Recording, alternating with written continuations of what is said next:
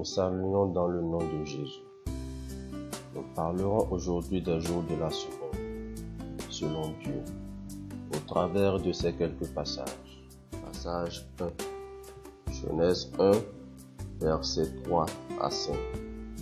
Dieu dit que la lumière soit, et la lumière fut. Dieu appela la lumière jour, et il appela la ténèbre la nuit. Ainsi, il eut un soir, et il y eut un matin. Ce fut le premier jour. Alors, le premier jour de la semaine selon Dieu est le jour où la lumière fut. Les fils de Dieu donc doivent déclarer au premier jour la lumière de Dieu sur le reste de la semaine. Passage 2. Genèse 1, versets 6 à 8. Dieu dit qu'il y ait une étendue entre les eaux, et qu'elle sépare les eaux d'avec les eaux. Dieu appela l'étendue ciel. Ainsi, il eut un soir et il eut un matin. Ce fut le second jour. Alors, le deuxième jour de la semaine selon Dieu est le jour de la séparation. Les fils de Dieu donc doivent séparer tout ce qui a été programmé de mauvais contre leur vie en ce jour. Passage 3. Genèse 1, versets 9 à 13. Dieu dit que les eaux qui sont au-dessous du ciel se rassemblent en un seul lieu et que le sec paraisse, et cela fut ainsi. Puis Dieu dit que la terre produise de la verdure, de l'herbe portant de la semence. Ainsi, il eut un soir et il eut un matin. Ce fut le troisième jour. Alors, le troisième jour de la semaine selon Dieu est le jour du rassemblement, le jour de la productivité. Les fils de Dieu donc doivent rassembler les bénédictions de Dieu en ce jour, afin que leur vie produise du fruit pour la gloire de Dieu. Passage 4. Genèse 1, versets 14 à 19. Dieu fit deux grands luminaires, le plus grand pour présider au jour, et le plus petit pour présider à la nuit. Et il fit aussi les étoiles. Ainsi, il eut un soir et il eut un matin. Ce fut le quatrième jour. Alors, le quatrième jour de la semaine selon Dieu est le jour où les étoiles, le soleil, la lune furent créés.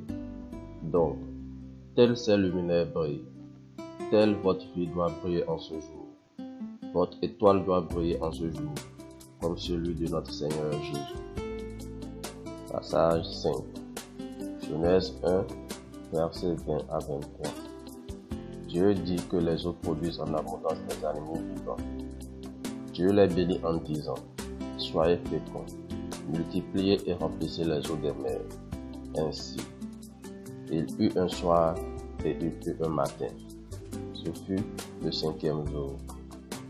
Alors, le cinquième jour de la semaine selon Dieu est le jour de l'abondance, de la multiplication, de la production. Les fils de Dieu donc doivent déclarer en ce jour la multiplication et la production en abondance, des choses agréables aux yeux de Dieu dans leur vie. Passage 6. Genèse 1, versets 24 à 31. Puis Dieu dit, faisons l'homme à notre image, selon notre ressemblance, et qu'il domine. Dieu créa l'homme à son image. Il le créa à l'image de Dieu. Il créa l'homme et la femme.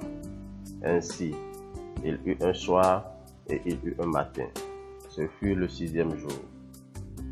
Alors, le sixième jour de la semaine selon Dieu est le jour de la domination.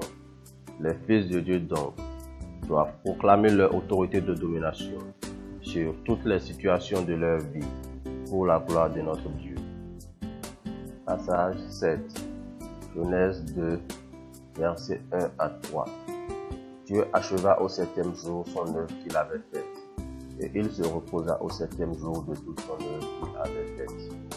Dieu bénit le septième jour et il le sanctifia, parce qu'en ce jour, il se reposa de toute son œuvre qu'il avait créée en la faisant.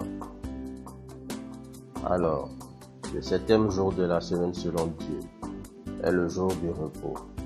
Les fils de Dieu donc doivent marcher dans le repos que le Christ Jésus nous a donné et rendre grâce à notre Seigneur Dieu pour nous avoir permis d'avoir part à ce repos en Jésus. Tous les versets cités n'ont pas été lus.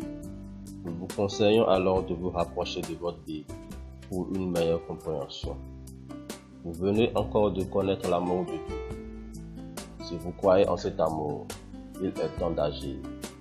C'était le frère Elisha du Centre chrétien d'amour. Si vous avez aimé ce message, partagez-le, car il est temps pour l'homme de connaître Dieu, de croire en Dieu et d'agir avec Dieu.